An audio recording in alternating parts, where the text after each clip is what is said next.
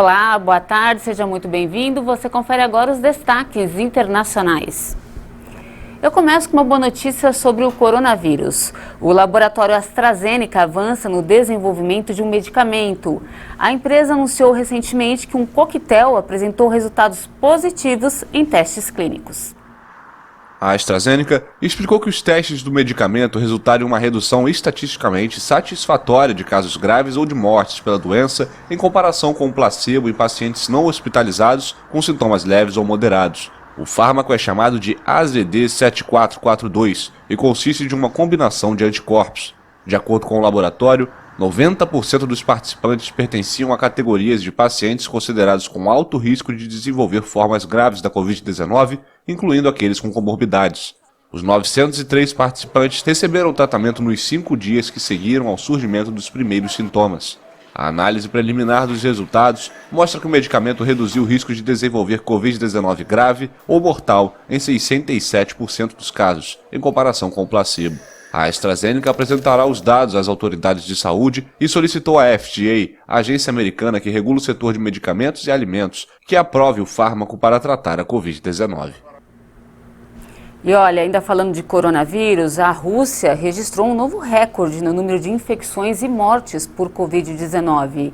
O país vive um momento em que a pandemia voltou com força devido à lentidão na vacina e às poucas medidas sanitárias. De acordo com o balanço publicado pelo governo, nas últimas 24 horas foram registrados 31.299 casos e 986 óbitos relacionados ao coronavírus.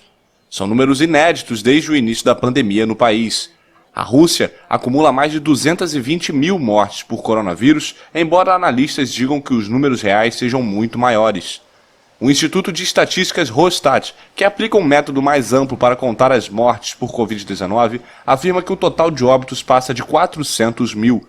Nas últimas horas, a capital Moscou foi a área mais afetada, com 6.712 novos casos e 72 mortes, seguida pela cidade de São Petersburgo. A lentidão na vacinação e as poucas restrições sanitárias em vigor são apontadas como as principais causas para a falta de controle da pandemia. Segundo o governo, apenas 31% dos russos estão totalmente imunizados. E o futuro promete mudar a cara da polícia no mundo todo. Em Singapura, isso já está cada vez mais presente. O país testa robôs para manter a ordem. E será que funciona? As máquinas advertem as pessoas que não respeitam o comportamento social desejável, como estacionar mal bicicletas ou violam as restrições contra a Covid-19. Acho que há necessidade do uso de robôs. Embora Singapura seja segura, pode ocorrer situações inesperadas. Por isso, se o robô estiver por perto e algo acontecer, as pessoas na sala de controle terão um registro e poderão ver o que ocorreu. O pequeno país asiático fica de olho em seus habitantes com um arsenal tecnológico que inclui itens como câmeras ou postes de iluminação com reconhecimento facial. Eu acho que é bom do ponto de vista da segurança para garantir a segurança na sociedade. Quando alguma coisa ocorre, você ainda tem as imagens para rastrear. Mas a tecnologia não agrada a todo mundo e ativistas denunciam a perda de privacidade da população.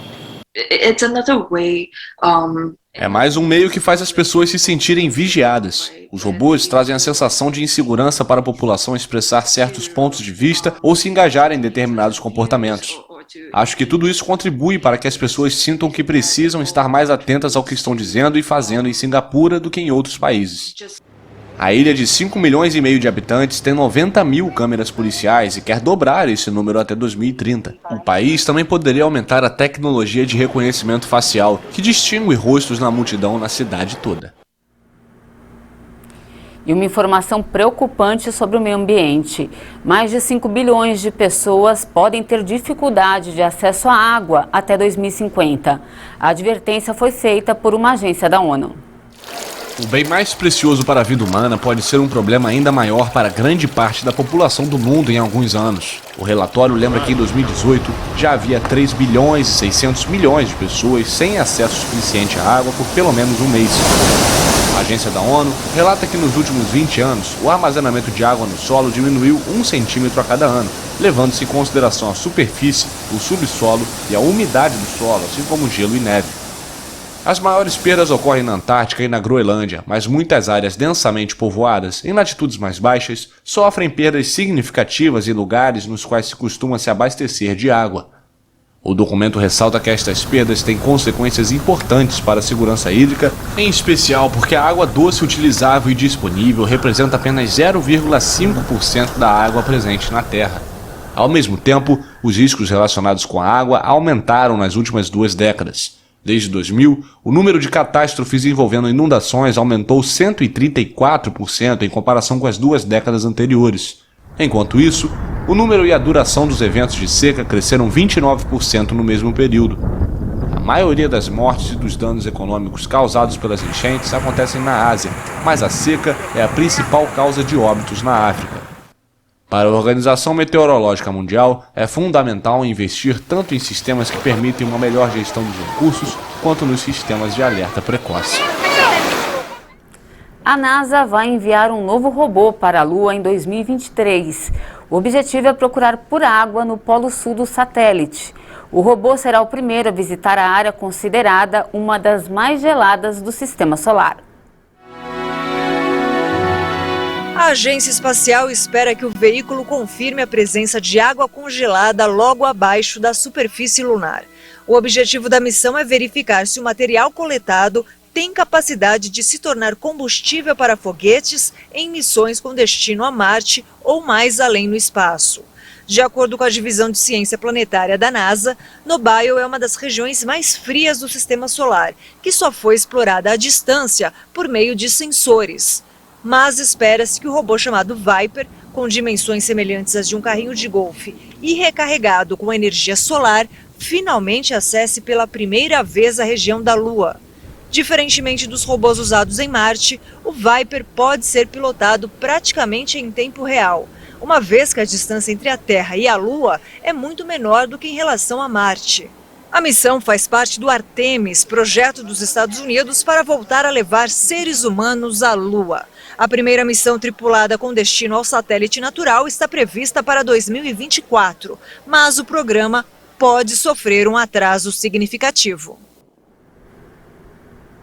E ainda no espaço, o Capitão Kirk, da série Jornada nas Estrelas, enfim voltou às galáxias, mas agora na vida real. Como assim? O ator canadense estava a bordo de uma cápsula com outros 3 passageiros. Vamos ver. Aos 90 anos, Shatner se tornou a pessoa mais velha a ir ao espaço ao passar alguns minutos longe da Terra. Ele foi recebido na chegada pelo bilionário e dono da empresa, Jeff Bezos. What you have given me is the most profound experience. O que você me deu foi a experiência mais profunda que poderia imaginar. Estou tão emocionado com o que acabou de acontecer. É extraordinário. It's extraordinary. Extraordinary. Este foi o segundo voo tripulado da companhia de Jeff Bezos, que pretende se consolidar como uma opção importante no cobiçado setor do turismo espacial.